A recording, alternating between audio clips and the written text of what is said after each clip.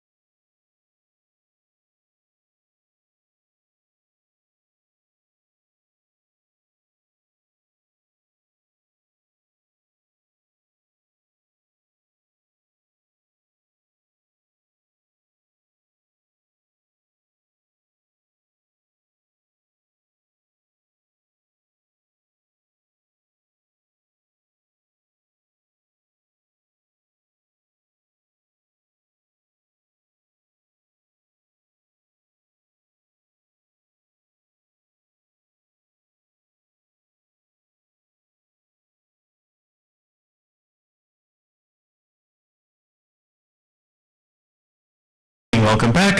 Can I get a motion to return to open session? Thank you, Ms. Freeborn. Can I get a second? Second. Thank you, Mr. Wallace. All in favor? And the motion passes. Please rise for the pledge.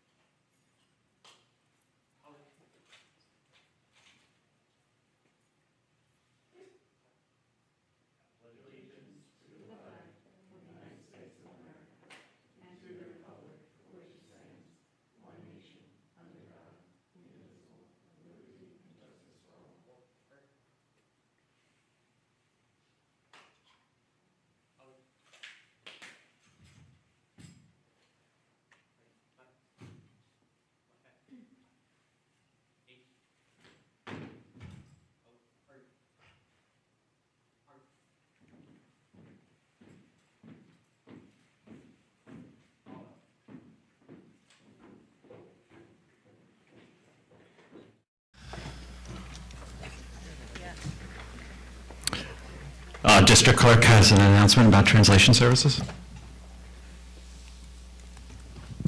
Good evening. If you would like to take advantage of our translation services, please see Ms. Cass in the back corner. Muy buenas noches, les damos la bienvenida a la Junta Educativa del Distrito de Riverhead. Si necesita traducción, por favor, comuníquese conmigo en la parte de atrás para poderles ayudar. Gracias. Thank you. We have our student representative. Eric is going to give his... Good evening, everyone. At Riley Avenue School, we remain deeply grateful for the many individuals and organizations who partnered with our exceptional social workers to make the holiday season extra special for our students and their families. Student Council is already preparing for the upcoming Great Kindness Challenge, while our 3rd and 4th graders continue to enjoy their after-school program clubs. With the recent snow melt, students have also been thrilled to enjoy more outdoor recess time as we welcome the seasonal changes.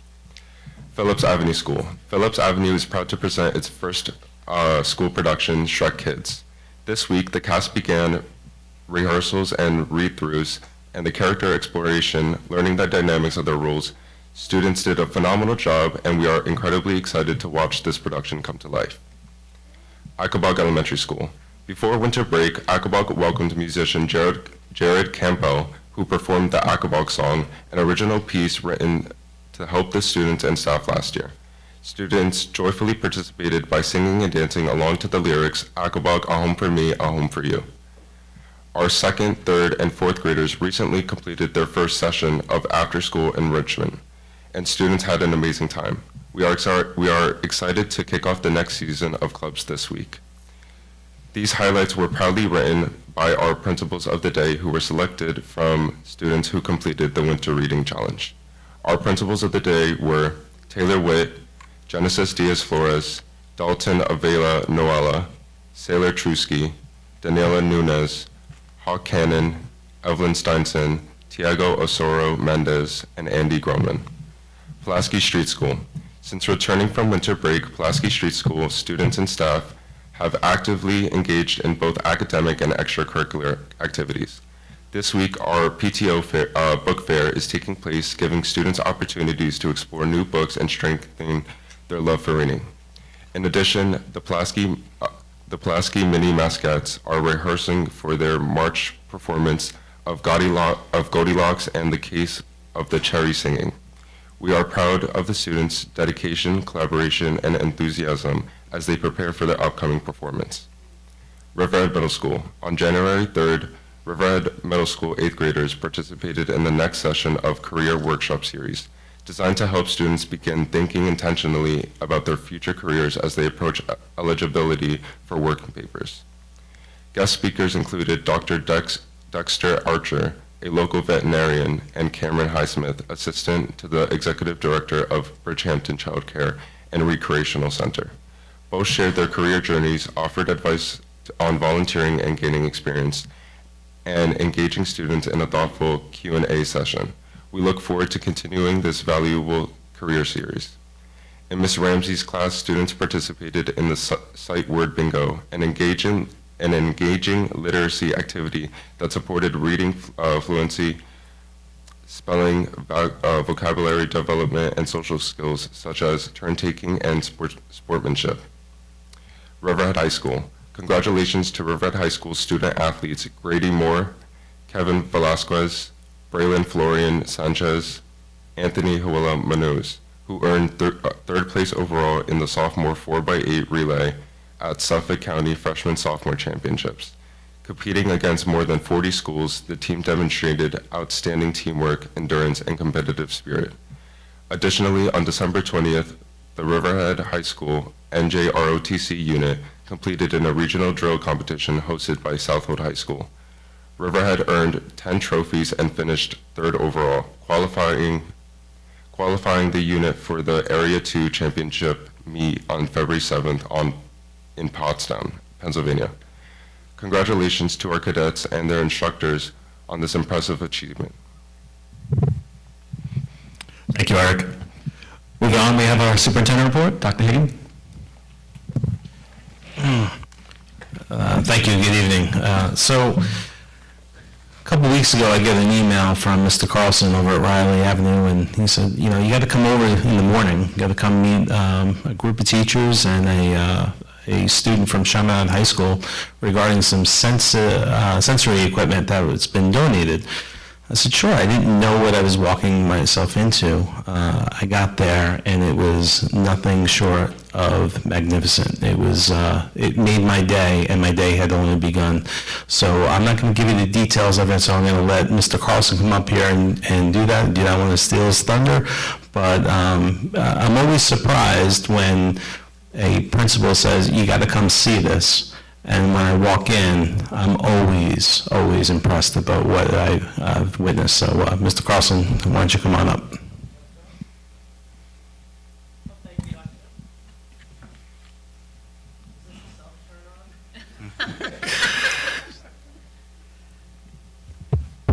Thank you, Dr. Hagan, and good evening, Mr. Scudder and board trustees. Thanks so much for having me. I'm joined by Sue Lahane. We don't have captains of sensory pathway teams, but if we voted for one, I think that it would be Ms. Lahane.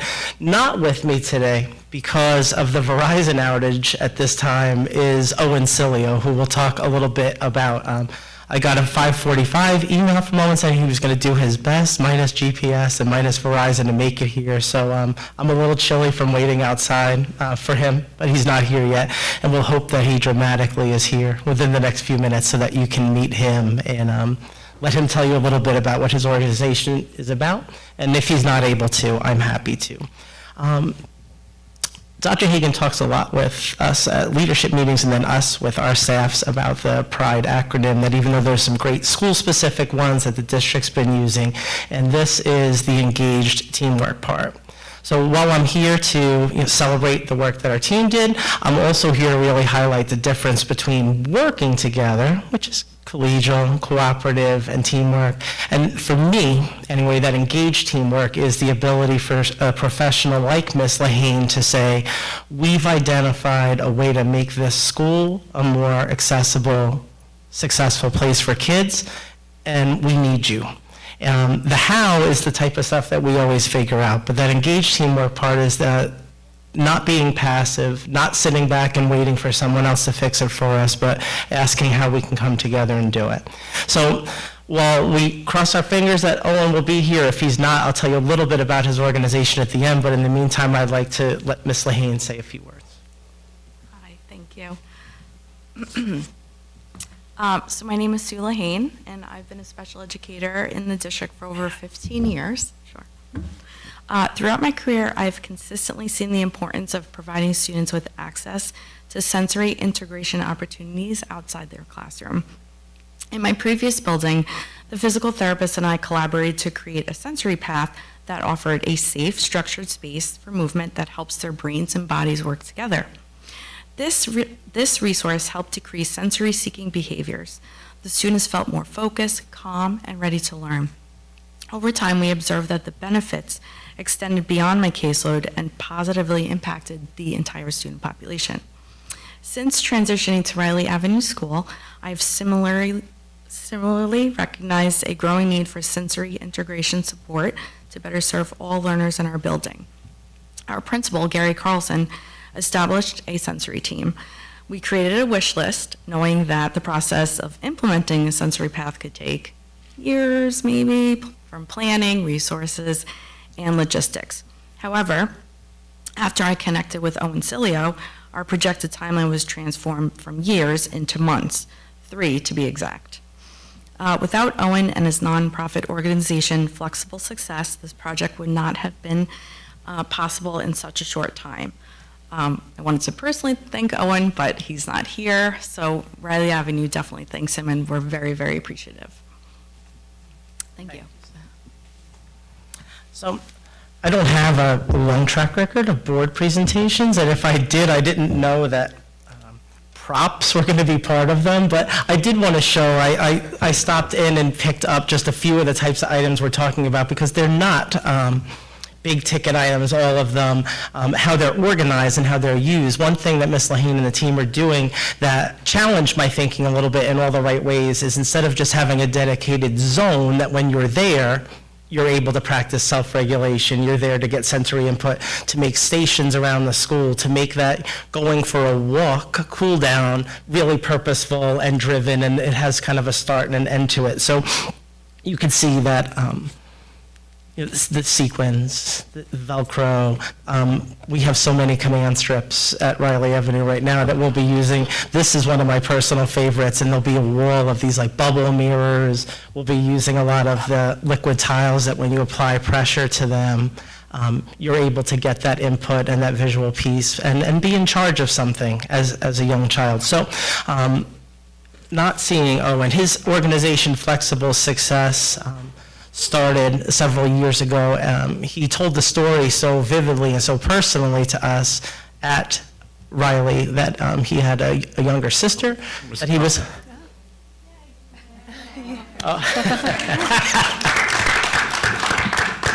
Oh, and if you don't want to blush for people saying nice things about you, you know where the door is. It's going. So, and just to recap, Ms. Lahane was able to really give the background as far as how this came together. I was able to say the types of things principals say to board members. But really, I was about to tell a little bit of the story about your organization and how you came to support our kids. If you'd like to tell it firsthand, I think that would be even better. All right, that's dynamite. So come on up. Hi, everybody. Sorry for being a little bit late. I was in the high school on accident, so just my apologies. But to share my story, Flexible Success, which is my nonprofit organization, originated just at home. So I have 2 younger sisters, 10 years old and 13 years old, and my 13-year-old sister, Drew, is on the spectrum. And at school, in the Three Village Central School District, going to Tonka Elementary School, she had the privilege to use flexible seating, and that helped her learn and focus in the classroom throughout her 7 years at Setauket, which now carries over to Jolinas as they switch around the grades.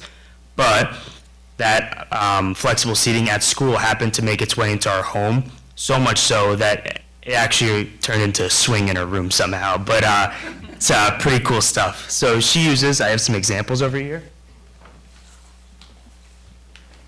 She uses these blow-up cushions that you can sit on and wobble around in your seat, and these wedge cushions. And my family is big proponents of weighted blankets. Everybody has a weighted blanket in their room, even me. And we have these rubber bands underneath these seats, and just these little things in the environment at home that everybody uses creates a very nice environment to work in and release energy when energy can't always be released through, for instance, excess recess at school or at home through bedtime. But yeah, that's the story basically. Sorry. So How did you come up with that idea to do this? I know you say because you're sisters, but what made you say, I can start my own company and do this? Well, I know it's nonprofit, but... So my mom is part of the PTA meeting, the board there, and she's been heavily involved for a while now that we've all been going through Setauket. And she would always come home and tell how there was like a lack of funding for certain programs, and how this stuff happened to be very well budgeted for within the special ed program at Setauket. So she really brought up the idea, and I learned this as I matured more and heard this from year to year, but there's a lack of funding in school districts per thing. Like, I don't exactly know how it works, to be honest with you. I don't know how they figure out the budgets, but all I know is that a lot of times this stuff gets overlooked, and I think it's important because I use it, my family uses it, my friends use it, and I think that all this stuff is like super helpful to create a nice learning environment. Yeah, that's awesome. Thank you. Yeah, no problem. Well, Owen, thanks so much for being here to tell your story. I'd just like to read, there's a certificate of recognition I'm going to be privileged enough to present to you. It's awarded to Owen Cilio in acknowledgement of your generous donation to Riley Avenue Elementary School under the guise of Flexible Success Incorporated. So signed by our board president, Mr. Scudder, signed by our superintendent, Dr. Hagan. Thank you.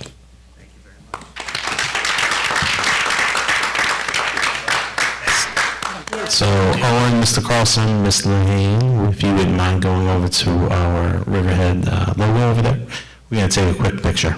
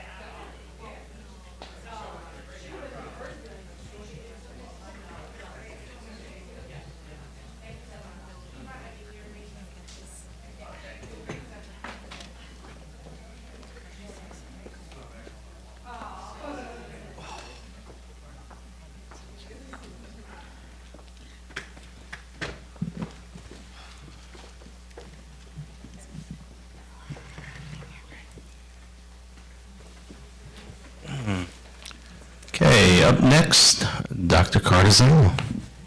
I'm sorry, Dr. Hagan, may I interrupt for one moment? Sorry.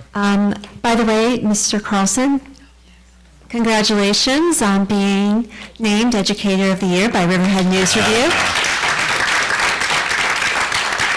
There are many reasons for that.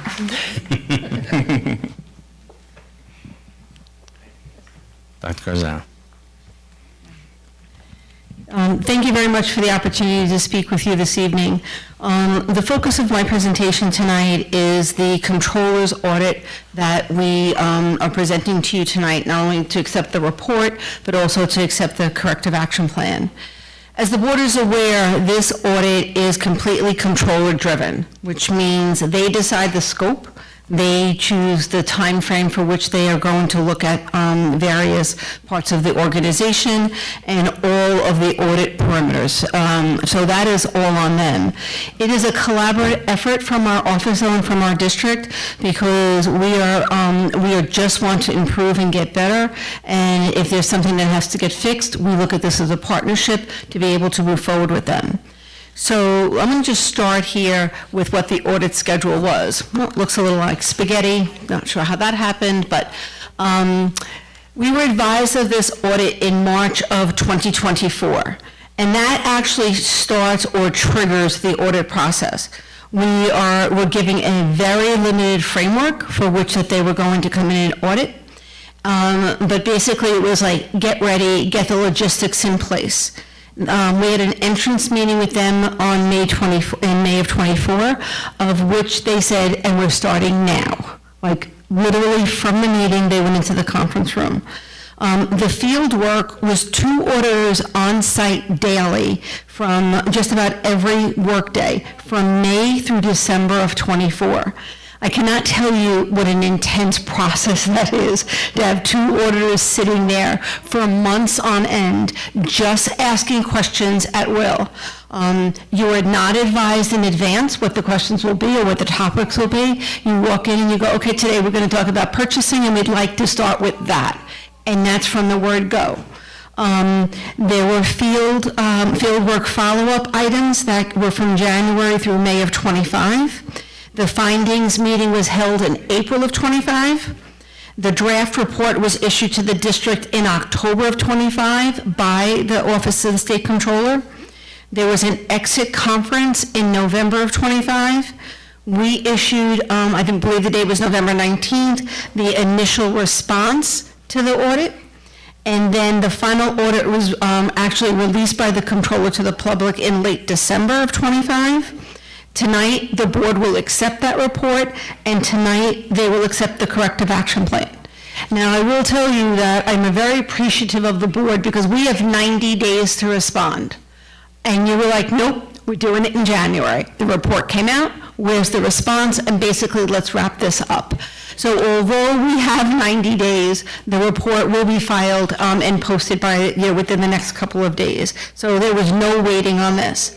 So basically, this controller's audit was a near 2-year process of them being in district office, working in partnership with the business office and to some degree with the personnel office. So what we'll do now is we'll pretend that this is going to work. And here it goes. Thank you. Thank you, Robert. So the focus, now we're going to go back one. Okay. The focus of this audit was on the financial operations of the school district, okay? And the time frame that they chose was July of '22 to April of '24. Now, I'm not surprised by that time frame because that's the time frame where the board realized that something was wrong, because that's how I ended up here. You ended up saying something does not seem right, you made some changes, and then I joined your staff in October of '23. So what's important to know is that the timing of this didn't surprise me. It also doesn't surprise me that the audit ended in April of '24, which was when we had just hired the new accountant, your new accountant on staff. The board had authorized a business manager to be hired, and I had been here already now for 4 or 5 months. So many of the things that we spoke about were already starting to fall into place. But what did they come in and look at? They came in and they reviewed board policies, procedures, and governance, organization and personnel changes, the treasurer's procedures and reporting, purchasing procedures and contracts, payroll processing certifications and pension system reporting, federal and state grant review, and yes, that included the COVID grants, fixed asset inventory and controls, information technology internal controls, claims auditing procedures, internal and external auditing schedules and reporting. So basically, they audited everything. If there was a paper in my office, I can promise you, we touched it during this audit process. And Robert, thank you. Out of all of that, there were 7, thank you. Out of all of that, there were 7 audit comments. And I'm proud to say, out of the 7 audit comments, every one of them had already been rectified. Because when I got here in October of '23, we already started fixing things. That's why you hired me to be part of this transition team. Okay, we had already started to look at this. So although in the audit report it says from July of '22 to April of '24, this happened, we said correct, and we fixed it already. So every one of these 7 items was either fixed prior to them arriving or during the audit process. So here are their 7 recommendations. Improve timeliness of issuing reports, done prior. Formalize bank reconciliations, done prior. Increase financial monitoring, done prior. Develop procedures for electronic payments, done prior. So those first 4 comments were done before they ever arrived when they got here in March, okay? The last 3 comments, the segregation of duties within the business office, we had already spoken about that. You had already hired somebody to start in April, and that was the new accountant. You had already given me permission to hire a business manager. That was already done. Prior to them getting here, completed during the audit process. Increase claims auditing responsibilities, done prior, and finished during the audit process. Develop procedures for budget transfers, done during the audit process in that time of April of '24. And in bold print I put at the bottom, with everything that they looked at, and everything our internal auditors looked at, and everything our external auditors looked at, there were no improprieties and there were no funds missing. We're aware that when I got here, some of the things I did immediately, and with a $200 million budget, we had some things to fix. You discovered that. That's why I'm here. But there were no improprieties, okay? So I'm going to tell you, I know that you may not feel this way, but I think this is a great audit report. I think we walked away with your corrective action plan that I'm submitting to you tonight. Done, done, done. This is in our rearview mirror. This is everything we completed. Am I glad it's done? Absolutely. Was it a little bit of a struggle during the process? Absolutely. But there were no surprises. Everything we knew, we spoke about with the controllers auditors, and everything that they wanted fixed, we fixed. Now, they can't note that in the report because they only go to April of '24. I now get the opportunity to stand here and say it publicly. I also get the opportunity to put it in writing in your corrective action plan. Thank you want me to do those 7 things. It's the easiest audit report I've ever responded to, okay? So, what are our next steps? Our next steps are you're going to approve the audit report and the corrective action plan tonight.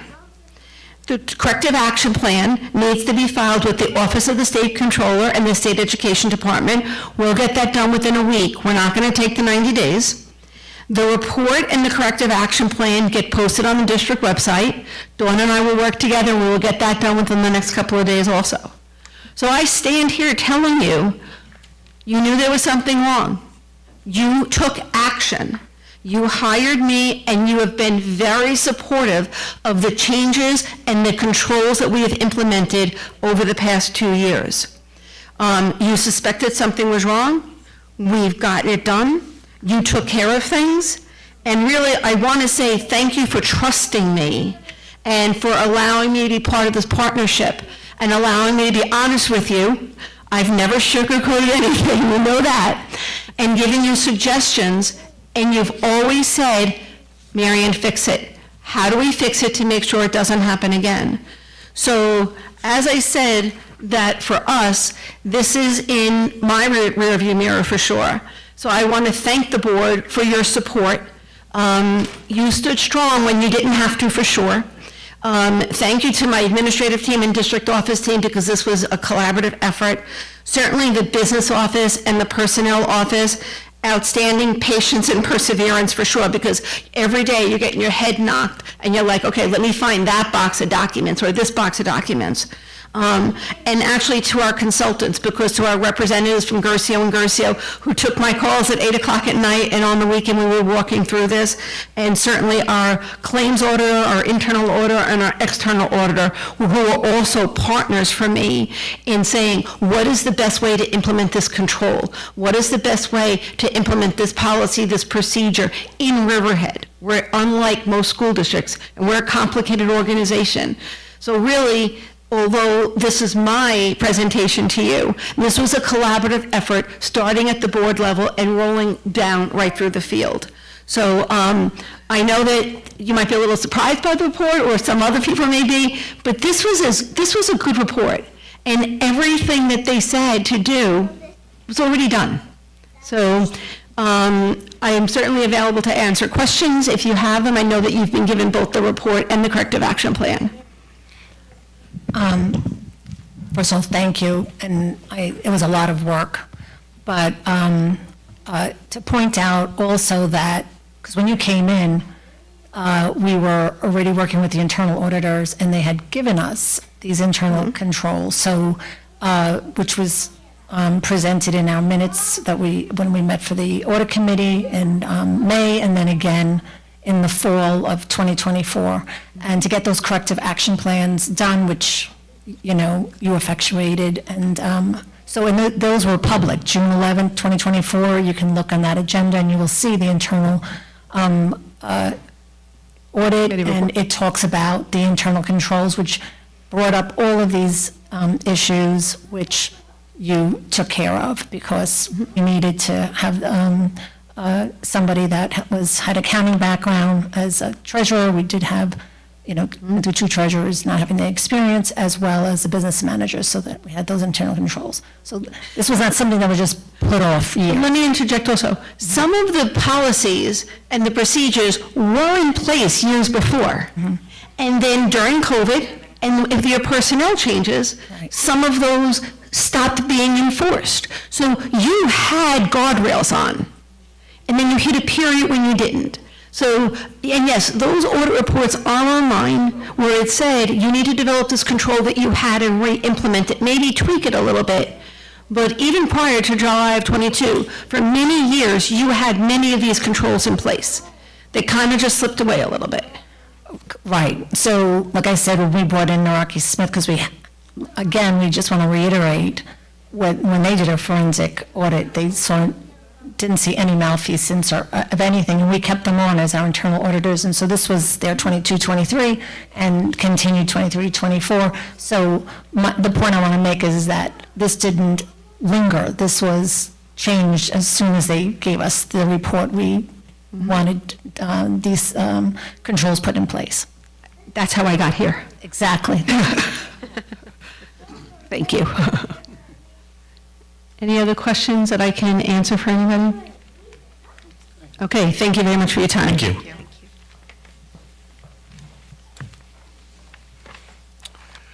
Moving on, do we have any public comments on the agenda items? Do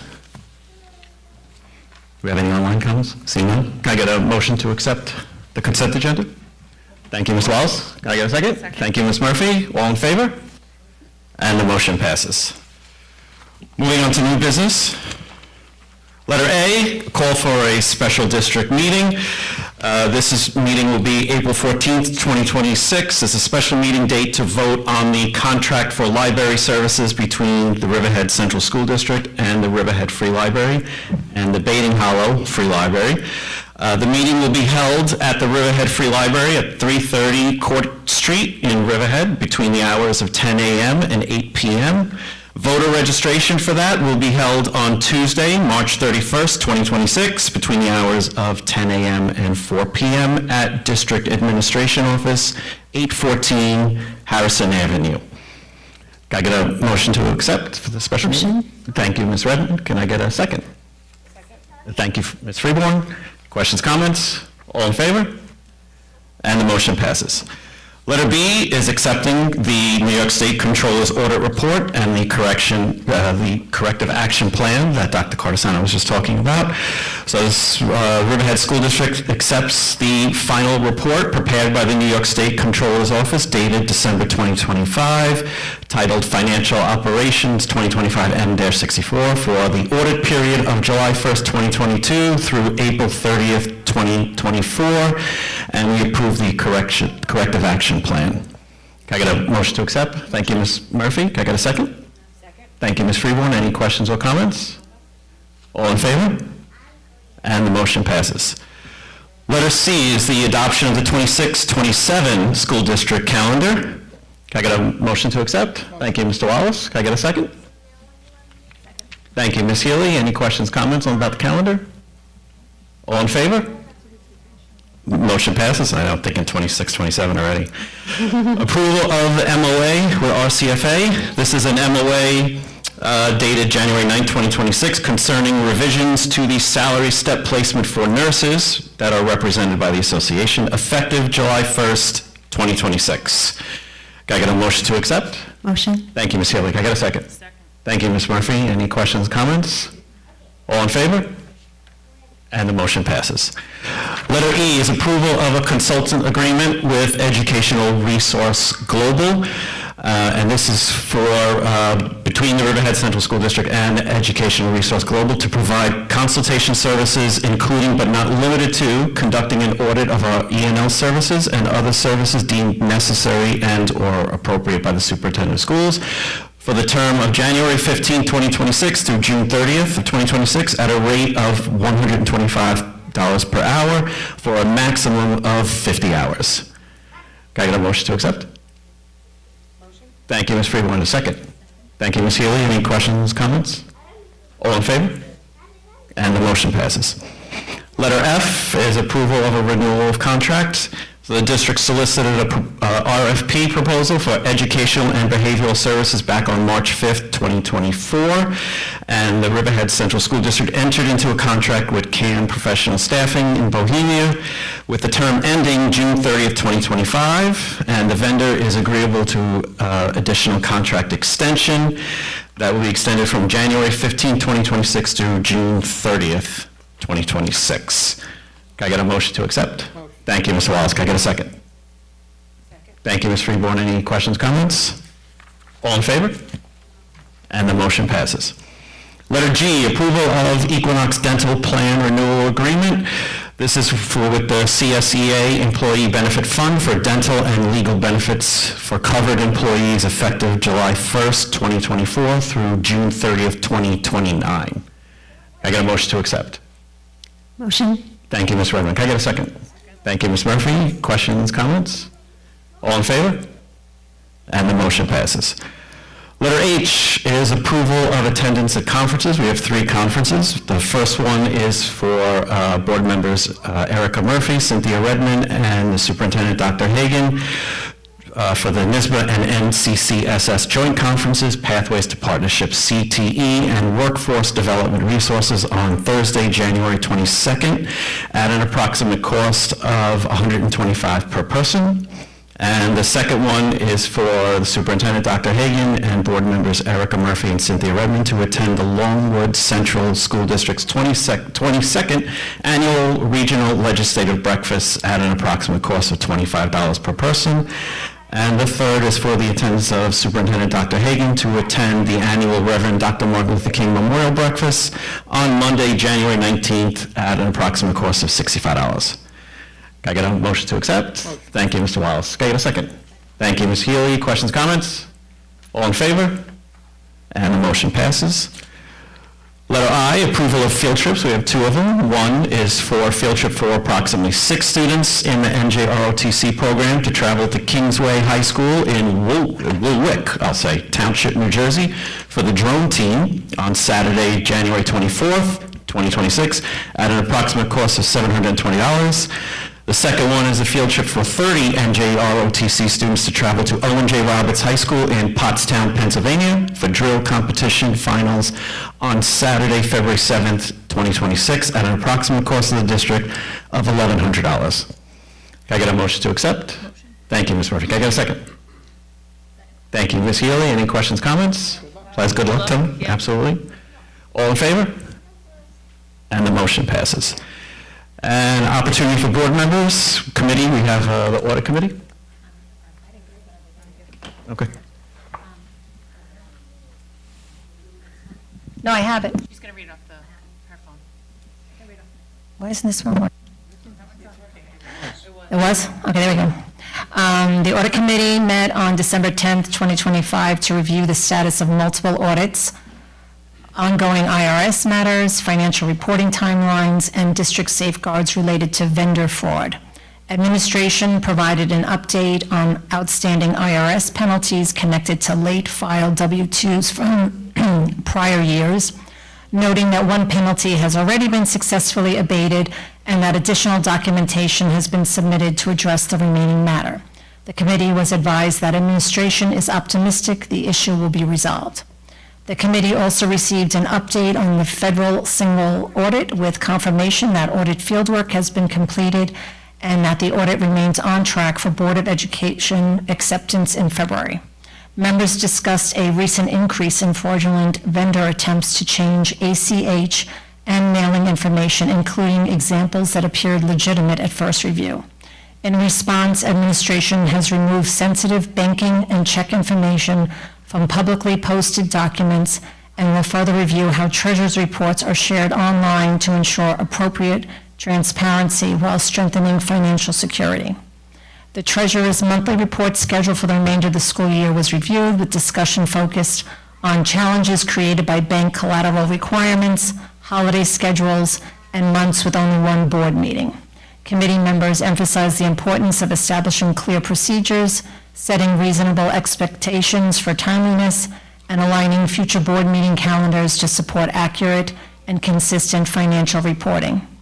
Updates were also provided on several audits currently in progress, including the New York State Comptroller's audit, which was finalized in early December. Administration reported that all findings have been addressed and that a corrective action plan will be presented to the board in January to demonstrate resolution. Additional updates were shared on TRS, ERS, education stabilization, and Department of Labor audits, all of which remain in various stages of review. Finally, the committee noted that internal audits focusing on payroll and extra class accounts are scheduled for January 2026. Thank you, Ms. Healy. Do we have any board member remarks? No? RCFA? Good evening. Gregory Wallace, our CFA president. Thank you for recognizing the difficulty we've had retaining nurses, and we appreciate the willingness to negotiate and improve things for our nurses. So I've been working with a group called Long Island Against Charter Schools, and we've taken the last 15 months to educate the public on really the impact of the taxation. We've been solely focused on the taxation and how that impacts the taxpayers, and not talking about the differences in education, because those arguments are nuanced, and you know, different people have different opinions, and you know, that argument, you'll spend all day in that argument. But what you can argue against is the impact to the tax base. So in the last 3 years, Long Island has seen $539 million of taxpayer money taken away from schools. Last year, it was a 17% increase.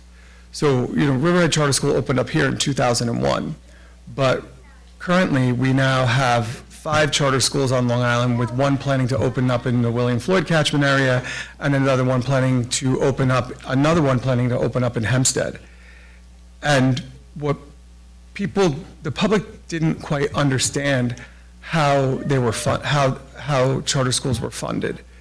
And you know, you look at some districts that have zero impact, and they're like, well, this doesn't affect us. It doesn't affect our community. When in fact it does, because Hempstead now is losing $200 million a year to charter schools. And the state just passed a law that if you have 20% charter school saturation, the state now kicks in additional taxpayer dollars. So everybody in the state is now on the hook to pay for Hempstead. Roosevelt is at 18%, Uniondale is at 17%, so this problem is just growing. And essentially what happens is, you know, we're a public school. Our budgets go up for votes. We're audited with corrective action plans. You are all held accountable to the public every 3 years through elections. You live in this community, you represent this community. You know, the director of, or the head of the Riverhead Charter School Board is a resident of Los Angeles, California. Like, what interest does an individual from Los Angeles, California have in the children of Riverhead? And what right do they have to dictate how our tax dollars are spent with no accountability? So now we're on the precipice of passing some legislation on the state level. And it won't help us, but it will help other communities, because we're looking to make it mandatory to be a public referendum. So if a charter school wants to open up in a catchment area, then it's got to be a referendum during the school budget time. So the community will have to vote. Because essentially what it's done is it's disenfranchised members of the community, because you have no say with how your tax dollars are spent.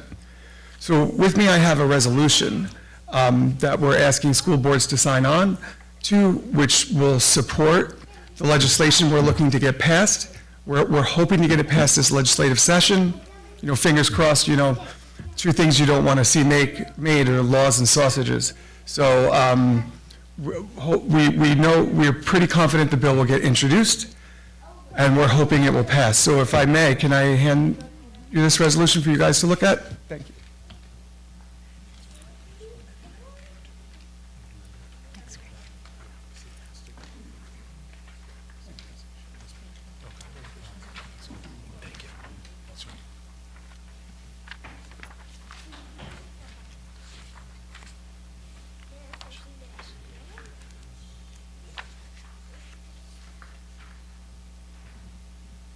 So we're hoping the board will take a moment to look over this resolution and, you know, adopt it and support this legislation as we move forward.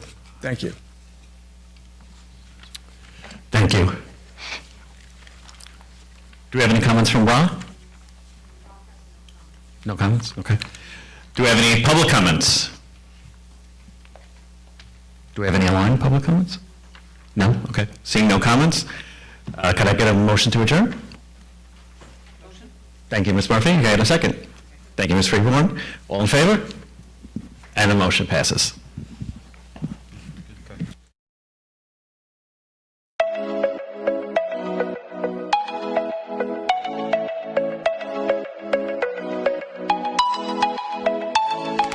Please help support the Riverhead Central School District YouTube channel by subscribing. If you are not already subscribed to this channel, please be sure to push that subscribe button and click the bell to receive notifications. Thank you.